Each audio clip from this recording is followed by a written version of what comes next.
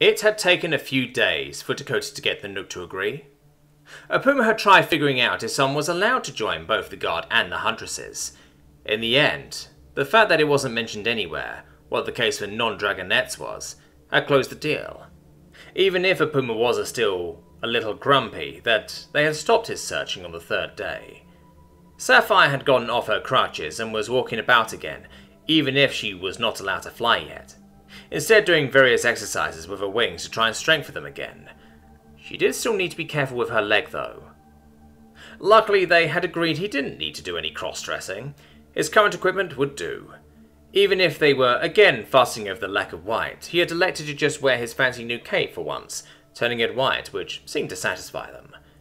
He did still want to get that thing re-sewn into something, but there wasn't enough fabric to make a full uniform. The cape was long enough to mostly wrap him up in, so it seemed best utilised like that for the time being.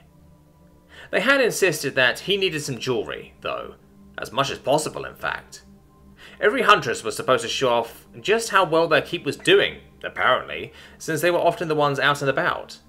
So against his wishes, he had gotten out some of the few pieces he had brought for trade purposes, and donned them. This had clearly been insufficient, so he had been forced into borrowing a few pieces from the other Huntresses.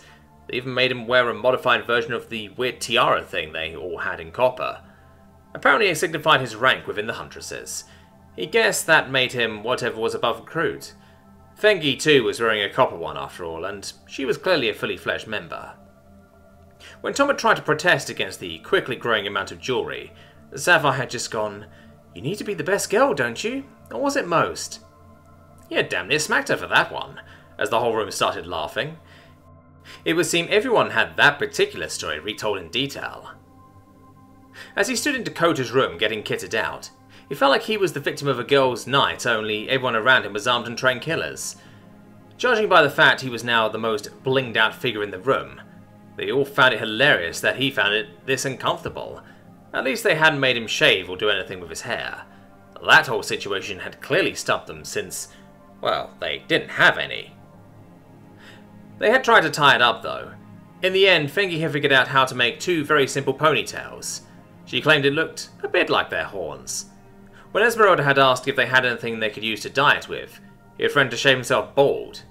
He was just happy they didn't have any makeup. He alleged he needed to make sure he didn't teach him about that particular invention. Ever. He ended up looking like the gayest medieval reenactor he had ever seen or heard of. He honestly didn't know whether to laugh or cry as he marched out in front of the Nook sitting in her high chair. There was a lot of cheering and hooting from everyone assembled to watch the proceedings, especially the guard, who clearly found it hilarious to watch him decked out like this. Kakashi appeared to nearly fall over laughing. Kiran just turned to Holdy. "See? I told you so."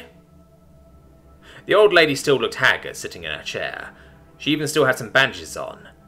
Tom had asked if Dakota couldn't have just done it in her place, but the Nook had refused point blank. She could walk, so she could take his oath. The offer of doing it in the infirmary hadn't worked either, so here they were. It was supposedly going to be much the same deal as when he had been inducted into the Guard when he first came here. He was to swear another oath of fealty to the Bismarti family, and the keep as a whole. He had been instructed on what to say this time. The last one had been a bit of a mess, magical translation, general confusion and all. "Thomas Hansen, on account of the fact your people do not align with ours on a matter of gender roles or physical characteristics, you have been deemed eligible to join our Huntresses. In light of recent events, my daughter has seen fit to request your immediate addition to her ranks. I have elected to grant her this request. Do you accept the responsibility of joining our Huntresses under my daughter's command?" "I do, my lady." Tom felt more like he was at a wedding and he was the fucking bride. The Nook's breathing was heavy and she was clearly in pain even from speaking. Better to just get this over with. "Very well. I will have you recite the oath of the Huntresses then." The Nook stood, the effort clearly painful as he winced. Why couldn't she have just stayed in bed? As she began, placing her hand on her chest, Tom doing the same, echoing back the sentences one by one. "Repeat after me. I solemnly swear to show the good virtue of this keep, in the name of Bismarti. I shall provide for my keep, and hunt far and wide for it and those who call it home. I shall take to the wing by the will of my lord or lady, and always hunt the prey that they require of me. I shall not seek to keep my spoils from those who I have sworn to serve, for such would be my undoing. They really hadn't been that creative with these, Tom thought. Them was pretty much the same one as last time. Still, he was apparently now sworn to defend the keep and go to war for it if he understood this correctly. If an enemy could be classified as prey at least. Also, keeping the spoils of his work was apparently his undoing. Were they communists or something? Following the swearing of the oath, there had been a short celebration, mostly just people congratulating Tom. He guessed this would normally be a big day for someone. Looking at the other Huntresses, he did feel like he had cheated or something. But they were the ones who had asked him, so not much to do about it. Besides, they were all clearly finding it hilarious, so he could play along. Right then. That had neatly solved the problem of bringing Tom on a hunt. Even if Sapphire could see Fengi was putting a false smile on for the inauguration. Maybe she was just tired though. The last few days had been multiple trips a day, after all. She had worked for years to become good enough to get her crown. Tom just had it handed to him. Tom was a lot older than Fengi though, and Sapphire herself had been accepted after just a short year as a trainee. It wasn't like Sapphire didn't feel Tom deserved it, and he was certainly deadly enough to warrant it, but still, it did take the air out of the celebrations. That this wasn't really a big day like it usually was. Luckily, Tom didn't seem to mind they weren't holding a feast in his honour like they usually did. In fact, he looked like he was ready to be done with it the moment he walked out into the hall. He had protested loudly at the fact they had decked him out in as much jewellery as they can get their hands on. It was a shame his ears weren't really made for earrings. They were so soft and floppy, and he couldn't move them more than a little wiggle. He had protested loudly at the notion of poking holes in them too, so maybe they were very sensitive. The hair had been a challenge. He had a comb to strengthen it all out from the usual mess. He clearly considered this sufficient, and they had no clue what you could do with hair like this. Fengi sort of fixed the problem with some string, making 2 long strands, which looked a bit like floppy horns if you squinted very hard. Esmeralda had a bit of fine silver chain they tied into the hair. It looked weird, but it would have to do. In Sapphire's opinion, it was still the best Tom had ever looked. The armbands and necklace were a fine addition, and rings hadn't been a problem.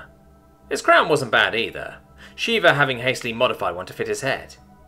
He was starting out as a copper, obviously, which technically made Sapphire his superior. She would make sure to rub his face in that one at some point. Following the swearing in and short celebrations, she had gone up to Dakota to discuss just how uncomfortable Tom clearly was at the whole situation, and suggested a plan. A fiendish smile was all the reply she needed from Dakota. This should be fun. Dakota had gotten up onto a chair to get everyone's attention. Seeing as we have a new huntress, or perhaps I should say hunter among us, I would like to know just what I have been given to work with. We shall depart immediately. Sapphire, you ride with our newest addition. We made for the plains. It had taken a second for Tom to realise just what that meant as he looked down at all the jewellery he was carrying, and shook his head despairingly. Tom had gotten his weapons, including the 4th gun he had been talking about. Following the discovery, he had brought another one. There had been rumours running rampant in the keep. Mostly people discussing if they could manage to get it off him somehow, or what their plan for doing so was. Sapphire, for her part, was playing on it being her to receive the privilege. She did think of herself as Tom's closest friend, with the exception of Kieran, of course. It looked different from his rifle. It was just as long, if not a bit longer. Looking at the end of what he called the barrel for whatever reason, it had a much larger hole. Was this even more powerful than his rifle? If so, why hadn't he used it, and what would happen if he fired it? She had heard Jackalope and Esmeralda's tales of how his revolver had felt like they were kicked in the hand.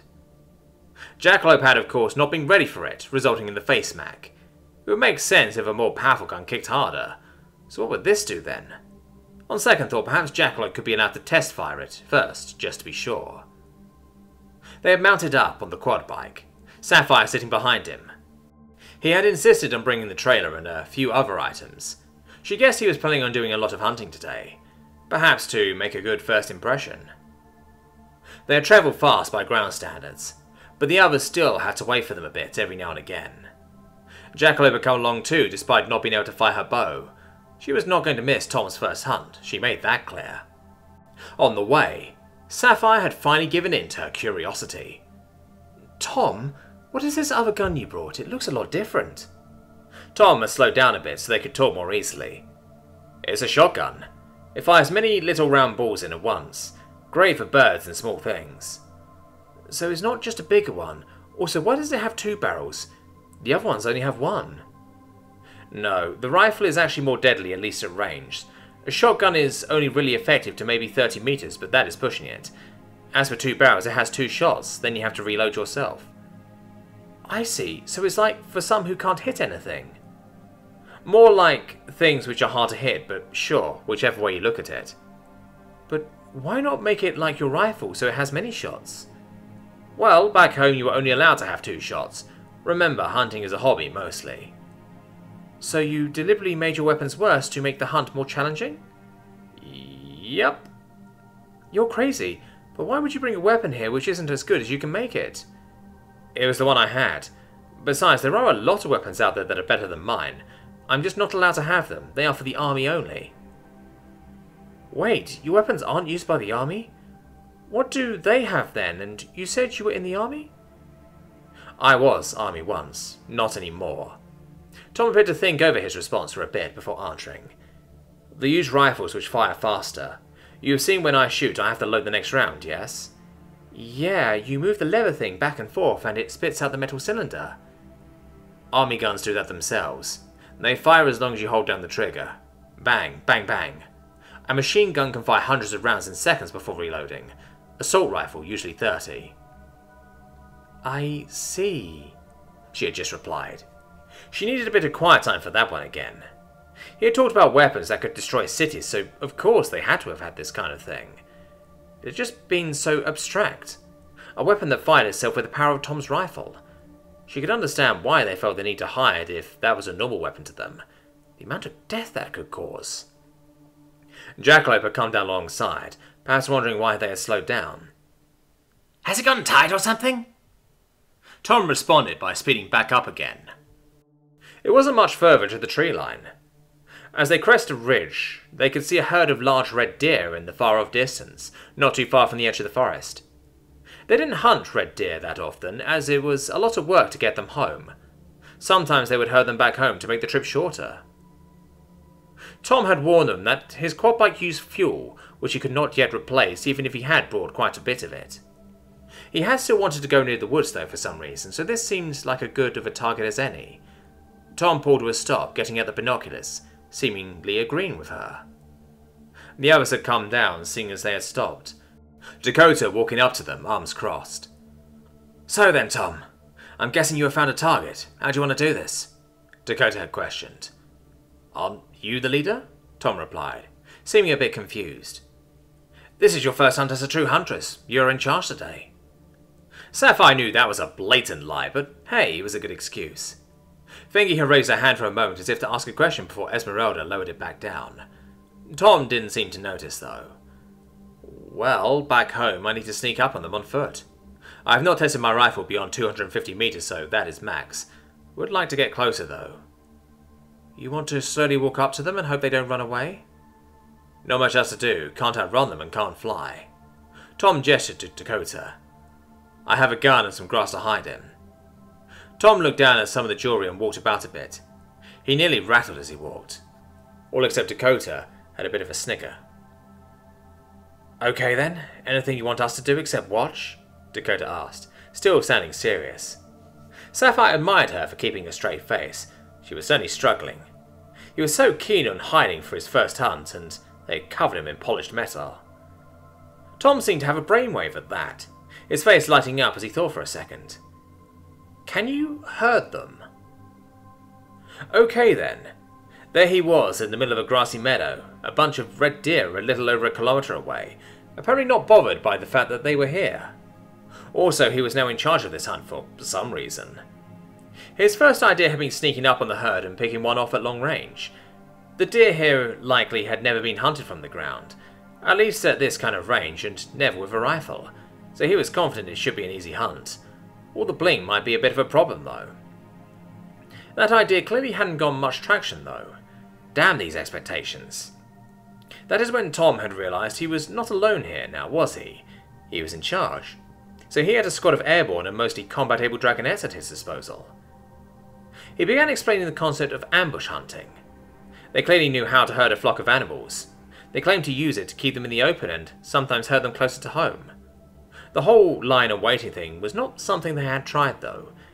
It took some convincing, but they had put him in charge after all, so ambush it was. He and Sapphire would lie in wait, Sapphire with a new bow and him with his rifle, while the others would herd the deer towards them, picking up any targets of opportunity. It was a large herd, they could take quite a few animals without hurting it too badly, and they needed a large haul after all, so might as well go for broke. Dakota had decided to stand off to watch from the sky, not feeling up for joining in the herding yet, and she was curious just how this would work. Jackalope, Fengi and Esmeralda would be doing the herding then. Jackalope might be down a hand, but there was nothing wrong with her wings. The group had retreated to behind the hilltop, and the dragoness took to the sky, climbing away from the herd, so as not to spook them. They then circled high around the herd, coming at them from the forest, just cresting the treetops. Tom was crouching on the top of the ridge with his binoculars, keeping an eye on the herd. The sight of the Huntresses descending down, shouting and roaring, had the desired effect. As one, the herd turned to run away from the threat. Tom was going to have to trust the Huntresses to keep them together and going in the right direction as he ran back down to Sapphire. It wasn't like he could do anything except wait after all. They both crouched down, sitting at the ready, Sapphire having an arrow knocked. The wait was excruciating. It had been a while since Tom had been hunting. He liked hunting. This is fairly different from the quiet stalking procedure he was used to, though. It was a bit like having dogs and handlers pushing through a section of forest, driving animals towards them. Except this was a big herd of stampeding red deer. As he held his breath, he could hear the dragoness making as much noise as possible, just like he had told them to. The herd came up over the top about at the same time as he got a Lion King flashback. Perhaps this hadn't been the best idea. He got to his feet, taking aim at the lead animal. Back home, this would be considered reckless or perhaps downright idiotic, not to mention poor sportsmanship, but this was a matter of food, not sport. He just hoped that they would veer off and not just plough right through them. Sapphire fired first, letting an arrow fly, hitting the lead animal in the throat, dropping it, rolling to the ground. Tom followed up with a shot to another one square in the chest. The large deer panicked, splitting up to either side of them, some stopping to go back over the ridge. The results were perfect flanking shots galore. He did beat her to the follow-up shot, putting down another deer with a fine shot to the shoulder blade. It had stopped for a moment, turning to go back the way it came. Sapphire landed a shot on the large buck. The shot was perfect once again, right in the neck. Tom was beginning to suspect she was some sort of magician with a bow. She had only had the thing for a few days after all. For his part, he bodged the third shot, as the deer began coming around the two of them, blowing off a leg with a low shot. They were splitting up nicely, and they each turned to go back to back. He heard Sapphire loose another arrow behind him, as he was forced to put another one into the one he wounded. He didn't want it getting away. Missing a leg after all, that would just be too cruel. As the herd opened the distance on them, he loved his rifle. There was 6 deer by his count. They needed time to process the meat after all. They used killing more than they needed, not to mention what they could carry. He turned to Sapphire, but she loosened another arrow, hitting a bounding deer in the back of the head. He swore he could see the arrow turn before it hit the target.